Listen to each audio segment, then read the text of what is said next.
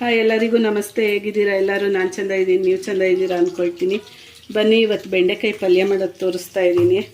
ನಾನು ಅದಕ್ಕೊಂದು ಅರ್ಧ kg ಬೆಂಡೆಕಾಯಿ ತೊಗೊಂಡಿದ್ದೀನಿ, ಈರುಳ್ಳಿ ಹಚ್ಚಿಟ್ಕೊಂಡಿದ್ದೀನಿ. ಬನ್ನಿ ಮಾಡೋದು ಹೆಂಗೆ ನೋಡ್ಕೊಳ್ಳೋಣ. ನಾನು ಬಾಣಲಿ ಇಟ್ಟು ಎಣ್ಣೆ ಹಾಕ್ಕೊಂಡಿದ್ದೀನಿ, ಅದಕ್ಕೆ ಬೆಂಡೆಕಾಯಿ ಹಾಕ್ಕೊಳ್ತಾ ಇದ್ದೀನಿ. ಬೆಂಡೆಕಾಯಿ ಅರ್ಧಂಬರ್ಧ ಆದಮೇಲೆ ಈರುಳ್ಳಿ ಹಾಕ್ಕೊಳ್ಳೋಣ, ಇಲ್ಲಾಂದರೆ ಈರುಳ್ಳಿ ತುಂಬ ಸೀದೋದಂಗಾಗುತ್ತೆ.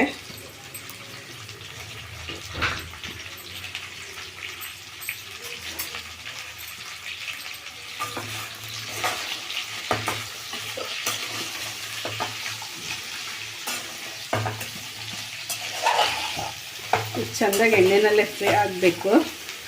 ಲೋಳೆ ಬರುತ್ತೆ, ಅದೆಲ್ಲ ಹೋಗ್ಬಿಡ್ಬೇಕು.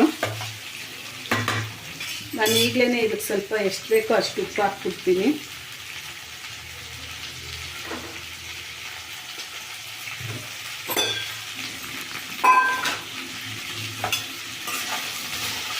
ಇದು ಎಣ್ಣೆನಲ್ಲೇ ಫ್ರೈ ಆಗಲಿ.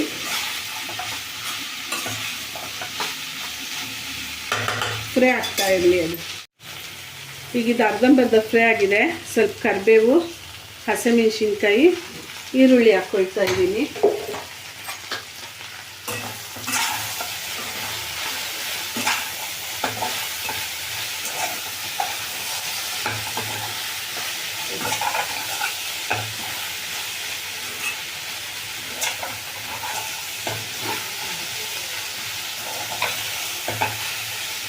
ಈಗ ಇದು ಬೇಯಲಿ, ತಿರುಗಿಸ್ತಾ ಇರಬೇಕು.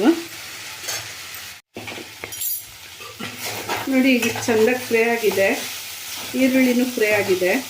ಇದಕ್ಕೆ 1 ಸ್ಪೂನು, 1.5 ಸ್ಪೂನು ಪಲ್ಯದ ಪುಡಿ ಹಾಕ್ತಾ ಇದ್ದೀನಿ.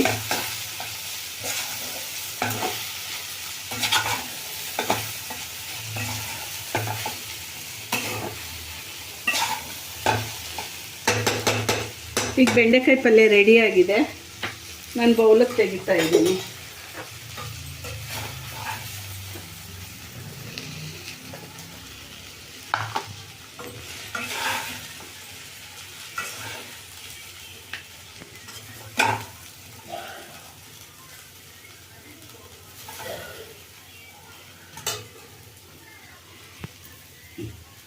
ನೋಡಿ, ರುಚಿಯಾದ ಬೆಂಡೆಕಾಯಿ ಪಲ್ಯ ರೆಡಿ ಆಯಿತು. ಬೆಂಡೆಕಾಯಿ ಪಲ್ಯ ತಿನ್ನೋದ್ರಿಂದ ಹೊಟ್ಟೆ ಎಲ್ಲ ಕ್ಲೀನ್ ಆಗುತ್ತೆ, ಒಳ್ಳೆಯದು ಮೈಗೆ ಬೆಂಡೆಕಾಯಿ ಪಲ್ಯ.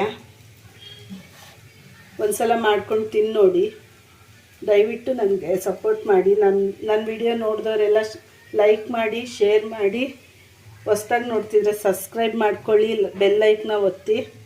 ದೇವ್ರು ಎಲ್ಲರಿಗೂ ಆಯುರ ಆರೋಗ್ಯ ಕೊಟ್ಟು ಆಯುಷ್ ಕೊಡಲಿ, ಮನೆಯಲ್ಲಿ ನೆಮ್ಮದಿ ತುಂಬಿರಲಿ ಅಂತ ಈ ವಿಡಿಯೋ ಮುಗಿಸ್ತಾ ಇದ್ದೀನಿ. ನಮಸ್ತೆ.